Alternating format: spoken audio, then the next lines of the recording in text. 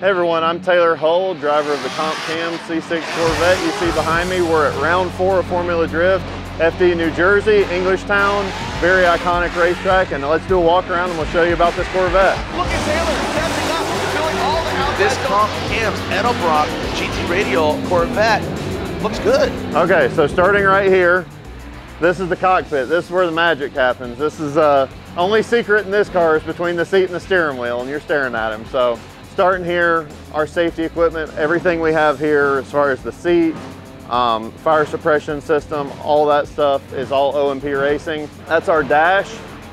So this is a really neat piece. This is the Fuel Tech FT500, or excuse me, this is the FT550. I had the 500 in the Cadillac. We upgraded to the 550 this year for the Corvette. So the coolest thing about this Fuel Tech system is that dash that you see right there, that is the computer. That's not just the dash. So the wiring harness plugs into the back of that dash. The map is the dash. It's got a little nipple that plugs in and has a boost reference there. And that's it. It's all consolidated into that one piece. You plug it in, wire it up, and it's maybe the most user-friendly aftermarket ECU you'll ever install. Coming back here, it's the goods. These are the KONIG Hexaforms, 18x10s up front, 18x8.5s in the back. This is our third different style KONIG wheel, not including the school cars that we all have on KONIGs as well. So we started with the decograms. Last year we had the ampliforms. This year we have the Hexaforms. I really, really think they look good on this car. They really accentuate the Corvette. Very, very pleased with how they look, how they fit, how they hold up to a hit. This is our fuel cell. It's pretty neat to see. That's a 12-gallon. Our surge tank is right there next to it. And the biggest thing that you'll see different here than you will in any other pro car on grid is you don't see a radiator back here. That's something we did on purpose. It's very serviceable.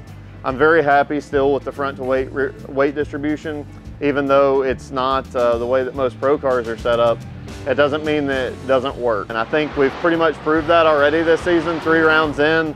The car's competitive, the car's fast, and I'm really happy with it. So before we get to the engine, you can see kind of a little kick out on the trans tunnel here. First Corvette you'll ever see with something like that. So this is a G-Force 4-speed G101A side loader dog box transmission, and it is mounted in the front of the Corvette. So we did that for a couple of reasons. One, I believe the torque tube is devil worship and I want nothing to do with it. It's too much to maintenance. It's too much to try and take out and put back in at the track. We have so much stuff that can break and so many serviceable parts that we don't want to deal with at the track. And a torque tube definitely falls into that category for me. I do not want to have to drop subframes to pull a torque tube out, to change a clutch or throw out bearing, or if you tear the torque tube up itself. I'm like, nope.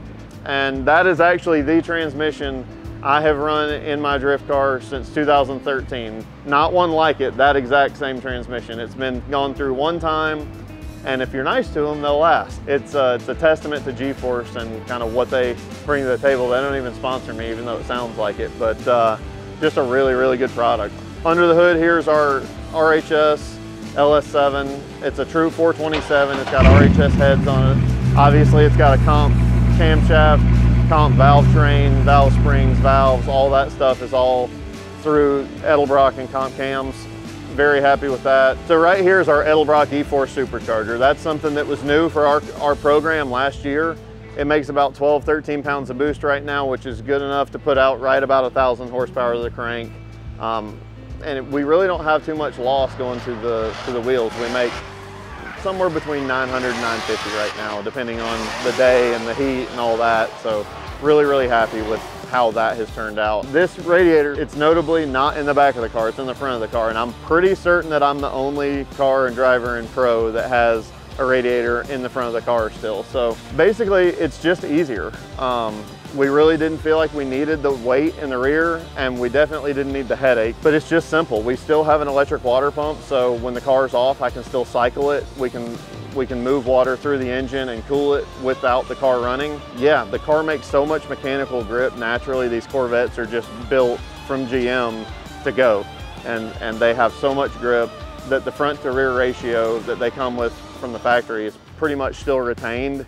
And I didn't feel like putting the radiator in the back was totally necessary, and I think that I've pretty much proved that that's true at this point. So as far as suspension here, for the shocks, we have yellow speed. Right now we have double adjustables. We're about to come out with the triple adjustables for the Corvette, so we're very excited about that. We should have them on for the next round at St. Louis.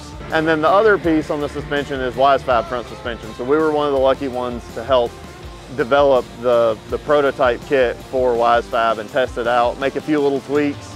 But man, the thing was so good right out of the box. You know, we get to say we helped prototype it, but really the engineers at WiseFab pretty much did all the hard work for us. We made a couple little suggestions, we got those implemented, and the kit works great.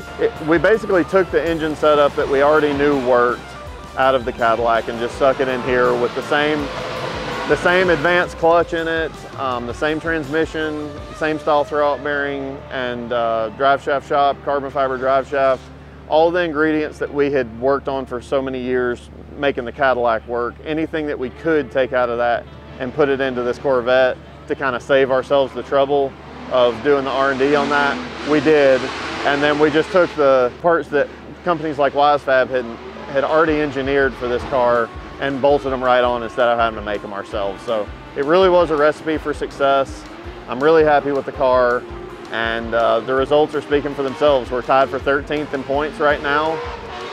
I'm happy with that, but I'm also, you know, I'm seeing the light at the end of the tunnel, and I want to be up in the top 10 and, you know, eventually top 5 and in the hunt for a championship. So that's our goals. We don't come out here just to ride around in the back and be seen. We want to go out and be competing for wins. So that's what our goal is, as lofty as it sounds.